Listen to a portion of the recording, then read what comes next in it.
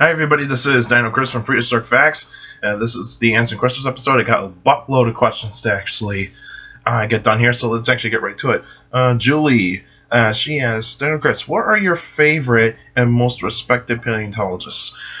Well, I'll actually start with probably say my top five. I'll actually go with my top five. I would actually do Dr. Philip Currie from the University of Alberta. He actually has done a lot of work on tyrannosaurs and other theropods, and I really love tyrannosaurs, and I love his work. Robert Bacher, Dr. Robert Bacher, he's done a lot of phenomenal things in paleontology. I actually think he is probably the best paleontologist around today. Then I'll probably go with Ken Carpenter. He actually has done a lot of work on herbivorous dinosaurs like ceratopsians and ankylosaurs. And also, he's done some pretty good research in the Cretaceous dinosaurs, and he is just an amazing paleontologist. I love his work. Then I'll probably go with Dr. Tom Holtz. I love this guy. I think he's actually a great paleontologist. He is actually a theropod expert. He actually has done pretty good research into theropod evolution, and I would love to work with him at some point. And I'll probably go with my other favorite paleontologist. I'll probably go with Mark Norrell from the American Museum of Natural History. I think those guys are actually pretty cool. I would actually give my honorable mentions to Dr. James Kirkland. He's done a lot of good research into the Jurassic dinosaurs and also the early Cretaceous dinosaurs. Will actually gives a notice to Andrew Farkey. I think he's actually a good paleontologist. He's done a lot of work on ceratopsians and also hadrosaurs. Jack Horner, he's actually a good paleontologist, but now he's retired, so that's kind of a thing to actually have to look at the obvious. Now he's retired, but he's done pretty good research on hadrosaurs and dinosaur behavior, that sort of stuff. I think those are actually probably my favorites. Concerning that this is actually a field that I actually want to get into. And it's and I think those guys are actually pretty cool. And I actually mentioned my honorable mentions, so I think that's pretty cool. Lindsay, she asks, what in your expert opinion, which dinosaur is the friendliest? This is actually a complicated one here. I would actually probably say the friendliest dinosaurs were probably dinosaurs like probably ornithomimids and like the very small two-legged herbivorous dinosaurs like Dryosaurus, Leolinosaura, those types of dinosaurs. Because I think those dinosaurs would actually be pretty friendly. I mean, Psittacosaurus could actually be another friendly dinosaur if you're actually thinking like in terms of like say like if like which dinosaurs would actually be really good for pets. I think those would actually be pretty good. Because pretty much the herbivorous dinosaurs would actually be the best choice in terms of like say pets. If you actually wanted to own a dinosaur, those would actually be I would say the better choices, because those are actually you don't need a lot of food sources for them. Considering that they only eat plants and they chew their food, so which is actually a good thing, because if you actually looking for carnivorous dinosaurs, then you're actually asking for a whole lot of trouble. So on that point, now I'll actually answer your question. Brenda from Morris, New York. Do you think mosasaurs have venom glands? Well, when we look at mosasaurs, they are giant marine versions of monitor lizards, and monitor lizards do have venom glands on the bottom of their jaw, and what they use them for is once they bite, when they chew in, puts pressure on those venom glands, and the venom is actually mixed in with the saliva and actually gets into the bloodstream of the prey. Now, when it's in a marine environment, I don't think you need to use venom, unless if you actually are injecting it like most snakes do today, like vipers and all those sorts of and cobras, all those sorts of snakes that inject their venom with hollow syringe-like fangs. I don't really see mosasaurs using venom. It would actually be very hard for those types of animals to actually use venom in the first place. Because if you're actually using venom in the marine environment, I suggest that you actually do like an injection, not using a pressure venom glands, because that would actually wash the venom away, and also the saliva wouldn't actually be in good use either, because that would be washed away as well. And so that would be my my answer here. This question actually comes from YouTube, from Buoyancy.org, and this person asks, what's your favorite and least favorite dinosaur? Well, I don't really think I actually have a least favorite. I actually think that all dinosaurs are really cool. It's just that ones that I usually don't study a lot, I usually consider ones that I don't pay attention to that much. Like considering, like say, some of the crested hadrosaurs, like a Lambeosaurus, and those types of dinosaurs. I don't really pay attention to a lot of them, but even though they're pretty cool, I actually do like those kinds of dinosaurs, because hadrosaurs are actually one of my favorite herbivorous dinosaurs. And of course, some of the smaller armored dinosaurs I actually don't pay attention to that much, because it's actually pretty hard for me to actually kind of look up information on those. But of course, if anybody has actually been a fan of this show, and actually has heard me talk about a certain dinosaur that I actually talk about a lot, and always think about, and it's a dinosaur that I always wear on my t-shirts and also my ball caps, as you can see here, and that is Tyrannosaurus Rex. Tyrannosaurus Rex is my all-time favorite. It's been my all-time favorite for a long, long time, since I was a real little kid. And as you can see why I appreciate Tyrannosaurus Rex. I think it's the coolest looking dinosaur of all time, with the big teeth, the massive skull, and just the overall body size. I think if you actually look, if you go to a museum that actually has a Tyrannosaurus Rex displayed in its exhibits, I would actually say that this is the most attractive looking dinosaur, because it's large, and everybody wants a large dinosaur in their museum exhibit.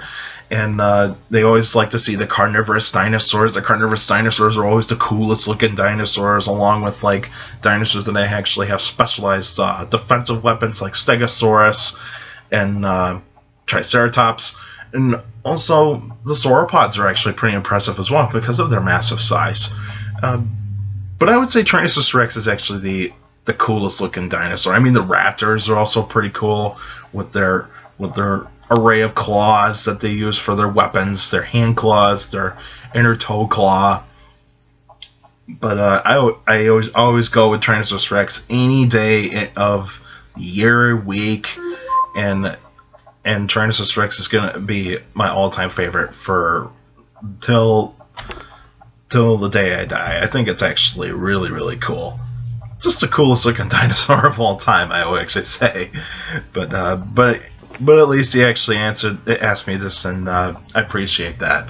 It's actually a dinosaur I always talk about a lot in my show. And Buoyancy also asks, uh, is a Brontosaurus the same as an Apatosaurus? What are their similarities and differences? Well, if you actually saw earlier this year, otherwise last year, that scientists are actually starting to say that Brontosaurus is actually its own species. But even though there are some paleontologists that say no, it's not really a different species. It's still one species, Apatosaurus. But I mean, I would be okay if Brontosaurus was brought back because because people that actually have loved Brontosaurus before the 70s, they actually say that once the 70s came, Brontosaurus was destroyed. They thought that scientists were trying to erase a dinosaur that they always thought was cool to them and was their all-time favorite, but it's because of a mistake.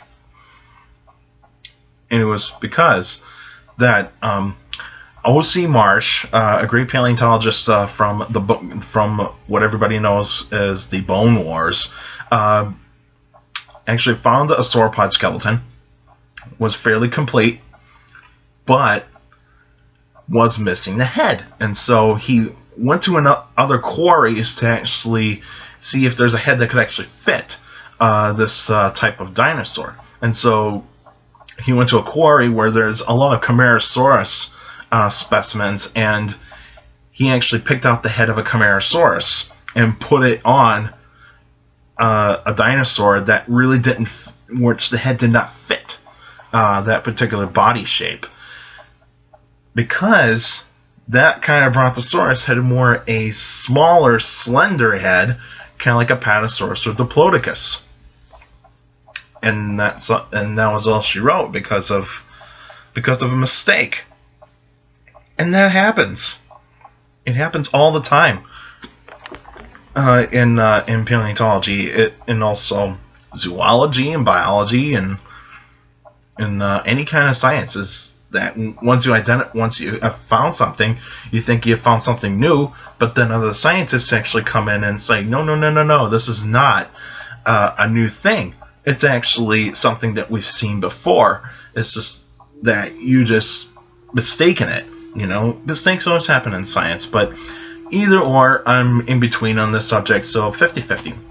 I'm kind of in between this, but hopefully you can understand where I'm coming from.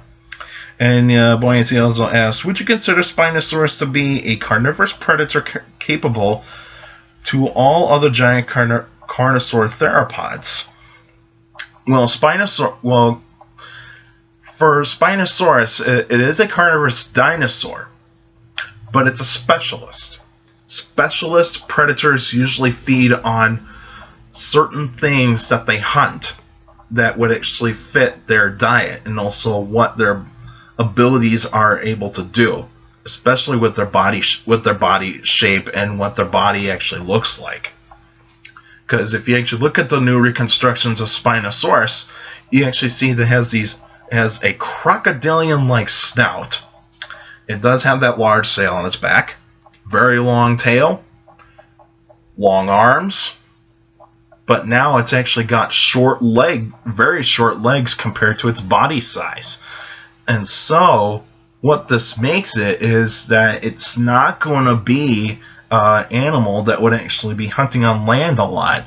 And so the specialist that it is was probably more of an aquatic type of dinosaur, a semi-aquatic dinosaur.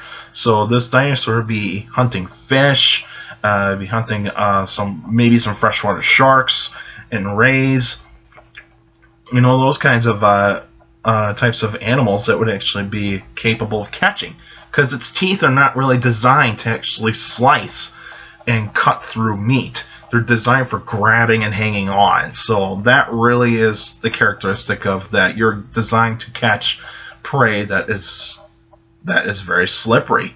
So you're more well equipped to catch fish and rays and sharks.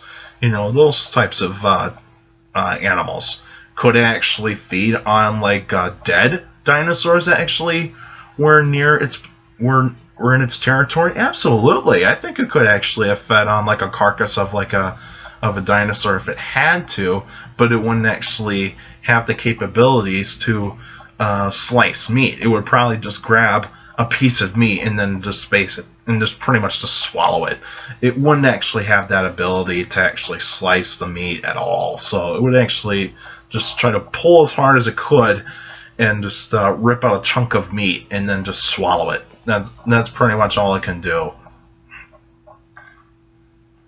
And and you also ask, what's your stance on geneticists bringing back genetically modified organisms that resemble dinosaurs? By resemble, I mean they look exactly the same, but maybe have slightly different DNA because... Well, I mean, I couldn't actually read all your full question, but bringing back organisms from what all of us are considered extinct, de-extinction. It's a new thing, but when we actually are talking about animals that resemble their counterparts, we would actually be genetically modifying animals that we have today, and actually try to resemble those animals to their predecessors. But that's difficult to do because you have to turn off certain genes in order to actually make it towards like its predecessor.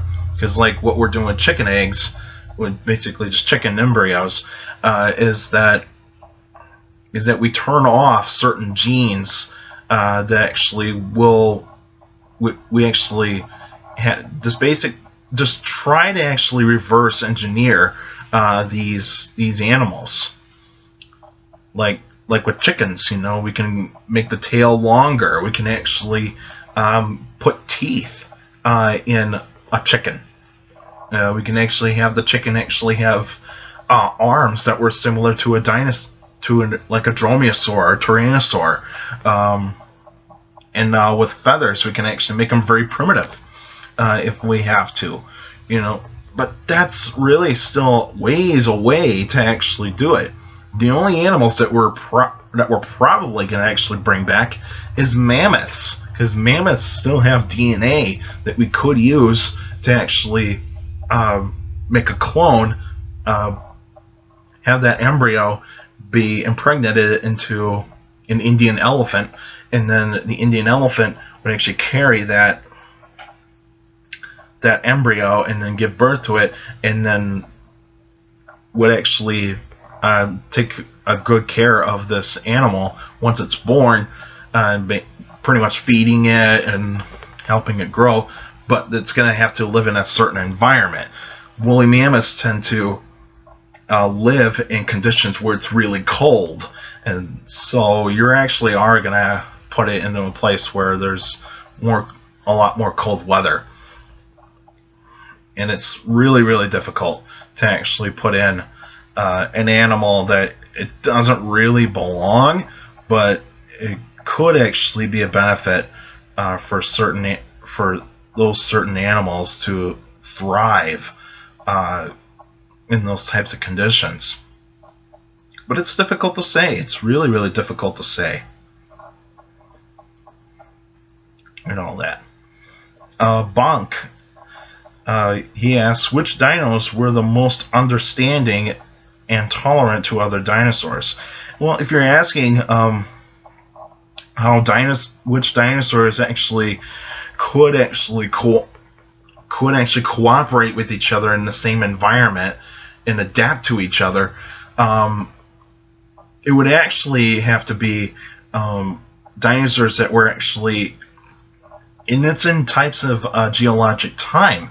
Is like Jurassic dinosaurs would not cooperate with Cretaceous dinosaurs, because if you actually put, like, say, if you put a Stegosaurus into the same environment as a Tyrannosaurus Rex and Triceratops, it's not going to adapt very well because those types of dinosaurs are so sophisticated that maybe Tyrannosaurus Rex would kill it very quickly, because Tyrannosaurus Rex would actually figure out the weakness of a Stegosaurus and just try to kill it really quick. But also there could be a point where Tyrannosaurus Rex would not even recognize this dinosaur and would actually just say, it's not something I eat, and I'm probably going to stay away from it. Triceratops would not cooperate with it either, because it would probably just say that this is an animal I have never seen, so I'm just going to get away from it because I have no idea what it's going to do. And so that's really how it actually goes. But it's a good question. It's a really good question. I don't know, but that's really, really good. And Patrick, you asked, what kind of weaponry did Monolithosaurus have? I think I answered you this a long time ago, but it's pretty much the teeth. The teeth are actually its main weapon, and so on and so forth. So it's pretty much going to be like that. All right, that's it for now. Now I've actually recorded this on Friday, so this episode will be uploaded on Sunday, and so stay tuned for the upload of this episode. I'm sorry that it took this really long. It took this video to be really long because I had so many questions that I had tried to answer, but hopefully I could probably do a little bit better on timing next time. But next week will actually be a special episode. So if you got a dinosaur or any other prehistoric animal you want me to talk about, feel free to email me at dinochrist71@gmail.com, or otherwise go on the Facebook page, Prehistoric Facts of Dino Chris. You can actually post it on the wall or even in a comment in the comment section, and I could do the type of prehistoric animal you want me to talk about. It's mostly going to be vertebrates. I actually do vertebrates most of the time. But you can still send me questions about dinosaurs or any other prehistoric life by emailing me at dinochrist71@gmail.com, or just go on my Facebook page, Prehistoric Facts of Dino Chris. Like the page, you can actually post your questions on the wall or in the comments section on any Facebook post. But remember, keep your questions short and to the point. You can also follow me on Twitter at CSGRILL. That's my Twitter page. I post pretty cool stuff on there. Also, take care of the people around you, and also for younger people out there, make sure to listen to your parents, your teachers, and your guardians. Those are the best motivation you could have for good education. It's very important to have a good education, so with a good education, you get a good job in the future. Alright, that's it for now. I'll see you guys next week, Saturday.